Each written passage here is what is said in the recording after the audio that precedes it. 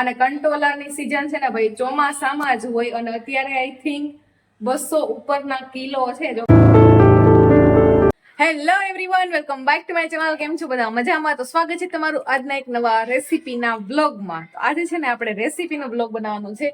હવે ઈ પહેલા છે ને આપણે આ કપડા મારી પાછળ જે બધા ટીંગાય છે એને ઇગ્નોર કરજો, કેમ કે વરસાદી વાતાવરણ હોય ત્યારે શું કહેવાનું કે કપડાને ક્યાં નાખવા, મેઇન પ્રોબ્લેમ છે ને લેડીઝની.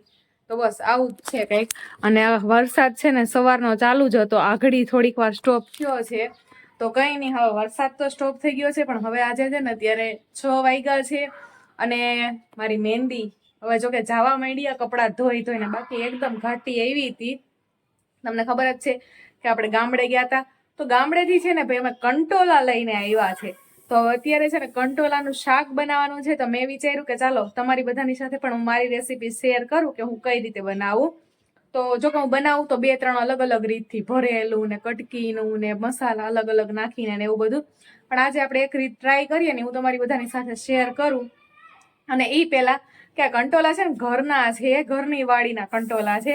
કેમ કે તમને બધાને કદાચ જે આપણે શું કહેવાય કેસુદ બાજુ નાશે ને તો ખબર જ હશે કે અમારા કારેજમાં ઘેરે ઘેરે કંટોલી છે. જોકે ઘેરે ઘેરે નહીં, વાડીએ વાડીએ કંટોલા બધા વાવે છે. તો મસ્ત ઘરના કંટોલા લઈને આવ્યા છે. થોડાક લઈને આવી હતી તો એકાદા શાકના અમારા પાડોશીને દીધા અને થોડાક મેં રાખ્યા. મેં કીધું કઈ નહીં, ખાવ તમે હોતન બીજું તો હું. તો કઈ નહીં, હાલ હવે આપણે છે ને કંટોલાનું શાક બનાવવાનું છે. 6 વાગવા જેવું છે ને. પેલા તો તમે બધા મને કહેજો કેમ છો, તમે બધા મજામાં છો ને, કોમેન્ટ કરીને જણાવજો. તો કઈ નહીં, હાલો આપણે છે ને ફ્રીજમાંથી પેલા તો કંટોલા કાઢી, થોડુંક એવું લસણ ફોલી નાખ્યું મેં અને રેસીપી થોડી ચાલુ કરીએ બનાવવાની. ત્યાં મેં 8 વાગતા મારી રેસીપી શાક ને રોટલી હું શૂટ કરતી હોય ને એટલે થોડીક વાર વધુ લાગે. તો કઈ નહીં, ચાલો રેસીપી ચાલુ કરીએ. તો અહીંયા છે ને સરસ એવા કંટોલા મેં લઈ લીધા છે. એકદમ સરસ એવા કુણા છે અને એકદમ નાના કંટોલા છે, મસ્ત કંટોલા છે. તો બસ આપડા છે ને એક શાક થાય ને અમારે બંનેને ખવાય ને, એક શાક થાય ને એટલે આપણે કંટોલા લઈ લીધા છે. તો હવે આને છે ને આપણે ભરેલું નથી બનાવવાનું, પણ થોડુંક આમ ભરેલા ટાઈપ જ બનાવવાનું છે. તો આને છે ને સૌથી પહેલા તો આપણે સુધારી નાખીએ, પછી હું તમને સુધારીને બતાવું કે કઈ રીતે કરવાનું છે. તો અહીંયા છે ને આપણે કંટોલાને કંઈક આવી રીતે સ્લાઇડ્સમાં છે ને કટિંગ કરી લીધા છે અને સરખાઈથી એમાં પાણી નાખીને 1 ચમચી મોટી છે ને મેં મીઠું નાખી દીધું છે. એમાં અંદર મીઠું નાખી હલાવીને છે ને આપણે એને થોડીક વાર 10 થી 15 મિનિટ જેવું રેવા દેશું, જેથી છે ને કંટોલા થોડાક એવા કળજા લાગે છે. તો એ મીઠાનું પાણી શું કહેવાય કે આપણે પછી જયારે વઘાર કરશું ને ત્યારે પાછું 2-3 વખત ધોઈ નાખશું, એ બધું પાણી કાઢી નાખશું ને 2-3 વખત સરખાઈને ધોઈ નાખવાના, જેથી ને કડવા લાગે ને થોડા કડસા લાગે. તો એ કડસા નહીં લાગે ને શાકમાં 1 નંબર લાગે. જો કે મને છે ને કડસા લાગે ને એટલે ભાવે ને, એટલે હું કંઈક આ રીતે ટ્રાય કરું છું. તમે કઈ રીતે કરો છો મને કોમેન્ટ કરીને જણાવજો. તો આને આપણે 10-15 મિનિટ છે ને એમ રેવા દેશું અને ત્યાં સુધીમાં આપણે છે ને એક મસાલો તૈયાર કરી લઈએ.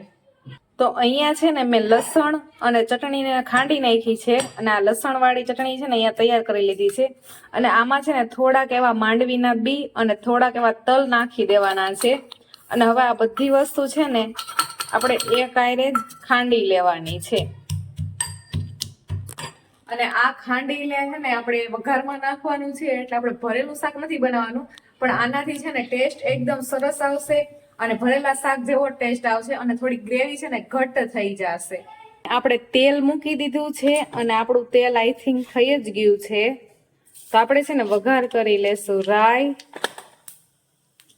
સાથે જીરું અને આપણે છે ને ચપટીક જેવી હિંગ નાખી દેશું. અને આપણે જે મીઠાના પાણીમાં પલાળીને રાખ્યા હતા ને કંટોલાને, તો બસ એને આપણે છે ને 3 થી 4 વખત સરખા પાણીમાં પાછા ધોઈ નાખ્યા છે.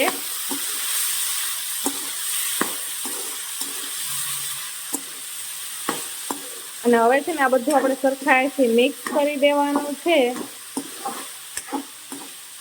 અને આમાં કંઈ જ આપણે એડ નથી કરવાનું. બસ આને છે ને ધીમા તાપ ઉપર આપણે ચડવા દેવાનું છે, ઢાંકણ ઢાંકી અને એકદમ છે ને ધીમી ફ્લેમ મેં રાખી છે. આપણે હવે આને છે ને ધીમા ફ્લેમ ઉપર જ ચડવા દેશું.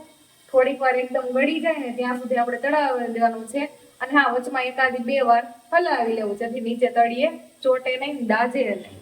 અહીંયા આપણે જે છે ને મસાલો ખાંડ્યો હતો ને એ વાટકીમાં કાઢી લીધો છે, તલ, માંડવી અને લસણ ને ચટણીનો.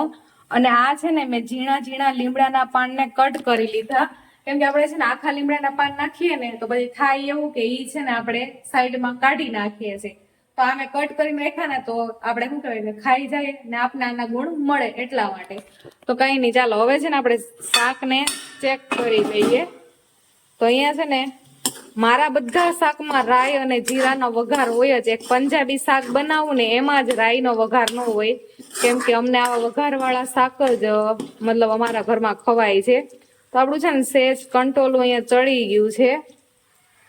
તો હવે આપણે છે ને આ જે મસાલો આપણે કર્યો ને તૈયાર એ નાખી દઈએ.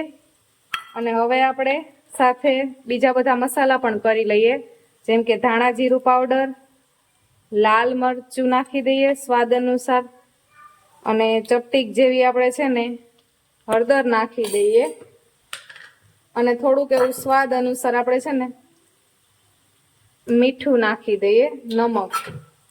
હવે બધું છે ને આપણે સરખાએ મિક્સ કરી લઈએ. છે ને બધું સરખું મિક્સ કરી દીધું છે અહીંયા. અને હવે છે ને આપણે 2 દાણા ખાંડના નાખશું, જેથી આપણે છે ને શાક બહુ કડસું ના લાગે. ને હવે આપણે છે ને સેજ નહીં એવું પાણી નાખી ને પેલા તો મસાલા છે ને એને બધા સાતડી લેવાના છે.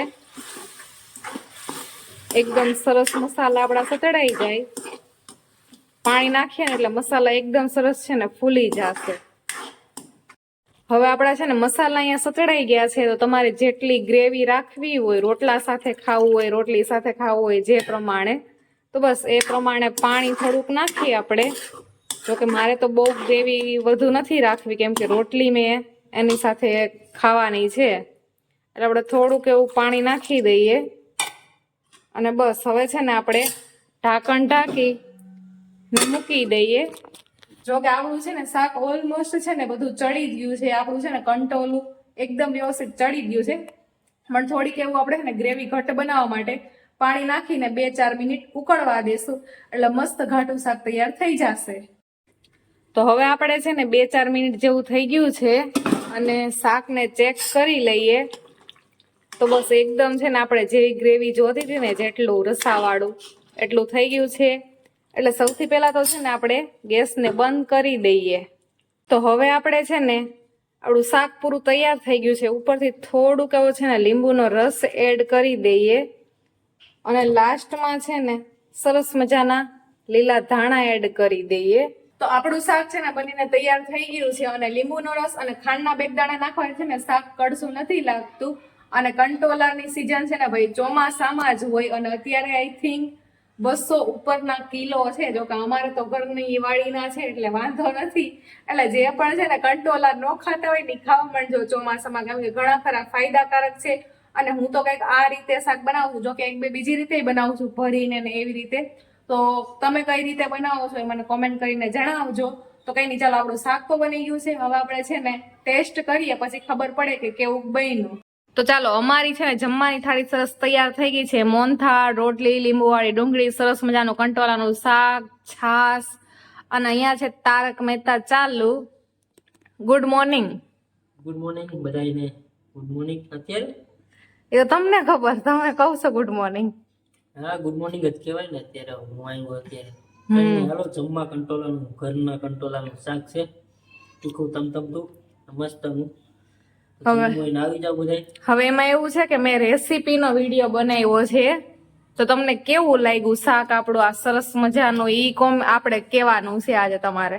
મસ્ત બન્યું, કાંઈ નો ઘટે. સાચું કેજો. સાચું જ છે. કડવું લાગે છે? મને કંટોલા કડવા જ ન લાગે પેલા. ઈ વાત સાચી, પણ મેં મતલબ આ બનાવ્યું છે જે રીતથી, ઈ રીતની વાત કરું છું. કડવું લાગે છે તમને જરાય? જરાય નહીં. તો કઈ નહીં, મેં હોતન ખાધું છે શાક.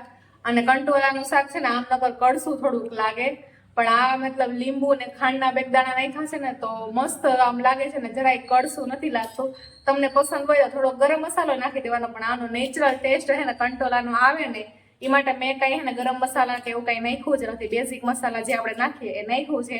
તો શાક 1 નંબર સ્વાદ બન્યું છે. તમે આ રીતની રેસીપી ટ્રાય કરજો. ને કઈ નહીં, ચાલો હવે અમે છે ને જમી લઈએ, અને તમારે બધાને જમવું હોય તો આવી જાઓ. તો હું છે ને જમીને થઈ ગઈ છું ફ્રી, અને હવે આપણે છે ને આ બ્લોગનો એન્ડ કરી નાખીએ, કેમ કે હવે મને આવે છે નીંદર અને હું થાકી. અને પાછું સવારે હું તો નથી, કેટલા 10:30 જેવો ટાઈમ થઈ ગયો છે, જમીને ફ્રી ને એવું બધું થઈ ત્યાં, અને પાછું સવારે ટિફિન હોય એટલે વહેલું પણ ઉઠવું પડે. તો કઈ નહીં, ચાલો હવે તમને બધાને છે ને રેસીપી મારી પસંદ આવી તો લાઈક, શેર અને ચેનલને સબસ્ક્રાઇબ કરી દેજો. અને તમે બધા કંટોલાનું શાક કેવી રીતે બનાવો છો એ પણ મને કોમેન્ટ કરજો, આવી રીતે બનાવો છો કે નહીં. અને આ રેસીપી તમને પસંદ આવી તો એકવાર જરૂરથી ટ્રાય કરજો, બહુ જ મસ્ત શાક બન્યું હતું, બધું બનાવ્યું હતું ને એટલું આખું પૂરું થઈ ગયું છે, કાંઈ વધ્યું નથી. તો કાંઈ નહીં, ચાલો હવે છે ને તમે બધા લાઈક કરી દેજો, શેર કરી દેજો અને ચેનલને સબસ્ક્રાઇબ કરવાનું ભૂલતા નહીં, મસ્ત મસ્ત કોમેન્ટ કરી દેજો.